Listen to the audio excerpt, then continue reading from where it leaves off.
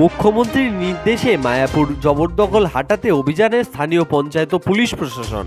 বুধবার দুপুরে মায়াপুরের গৌরনগর মোড় থেকে ইসকনের প্রধান গেট পর্যন্ত রাস্তার দুপাশে সরকারি জমি দখল করে রাখা অবৈধ দখলদারি হাটাতে অভিযানে নামল পুলিশ প্রশাসন ও স্থানীয় প্রশাসন। আগামী রবিবার জগন্নাথ দেবের রথযাত্রা উৎসবকে কেন্দ্র করে মায়াপুরে প্রচুর ভক্ত সমাগম হবে। সে কথাকে মাথায় রেখে অবৈধ দোকানগুলিকে হাটাতে বুধবার থেকে শুরু হলো অভিযান।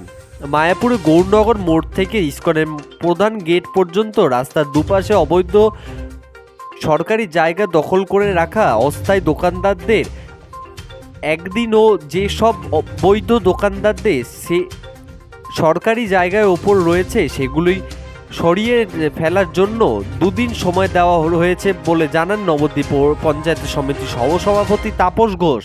পাশাপাশি তিনি বলেন, মায়াপুর একটি আন্তর্জাতিক তীর্থকেন্দ্র। বিভিন্ন ধর্মীয় অনুষ্ঠানে প্রচুর মানুষের সমাগম হয় এই মায়াপুরে।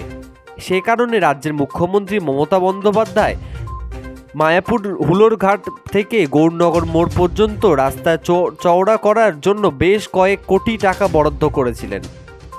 এদিনের অভিযানে নবদ্বীপ পঞ্চায়েত সহসভাপতি ছাড়া উপস্থিত ছিলেন মায়াপুর বামনপুকুর ২ নম্বর গ্রাম পঞ্চায়েতের প্রধান মৈত্রী ঘোষ সহ পঞ্চায়েতের সদস্য ও পুলিশ প্রশাসন আধিকারিকরা। নবদ্বীপ থেকে সৈয়দ আবু জাফরের রিপোর্ট, যুগান্তর সংবাদ। দেখুন, এটা আপনারা নিশ্চয়ই অবগত আছেন, এখানে খুব এটা আন্তর্জাতিক তীর্থস্থল মায়াপুর। এই মায়াপুরে বহিরাগত পুণ্যার্থী বা তীর্থযাত্রী যারাই আসেন আর আপামর সাধারণ বিভিন্ন ধর্মীয় অনুষ্ঠানে, হিন্দু মুসলমান প্রত্যেকেরই অনুষ্ঠানে প্রচুর লোক সমাগম হয়। সেই কথা চিন্তা করে বাংলার মুখ্যমন্ত্রী মাননীয় মমতা ব্যানার্জি এখানে কিন্তু একটা বিশাল কোটি কোটি টাকা অ্যালটমেন্ট করেছিলেন রাস্তাটা চওড়া করার জন্য। আপনারা দেখে থাকবেন, তখনও জোরহাত করে জবরদখল ছিল, তখন জোরহাত করে জবরদখল উঠিয়ে এই রাস্তাটাকে সম্পূর্ণ করা হয়েছিল। এখনও হয়তো 1 বছর 1.5 বছর হলো, এর মধ্যে আবারও জবরদখল।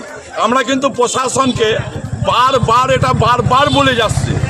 আপনারা হয়তো অনেকে ভাববেন বা বলবেন যে বাংলার মুখ্যমন্ত্রী বলছে বলে আমরা এই কাজে সামিল হয়েছি, কিন্তু আমাদের লিখিত যে চিঠি করেছি তার রিসিভ কপি আমাদের কাছে কিন্তু আছে।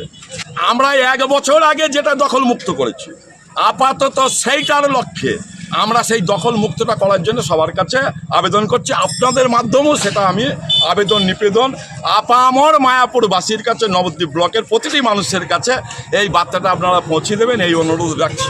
কতটা সময় দিলেন? আজকে থেকে শুরু হলো, বিগত দিনে আমরা আগেও শুরু করেছি, বারবার বলে যাচ্ছি, কিন্তু কদিন সময় দিয়েছেন?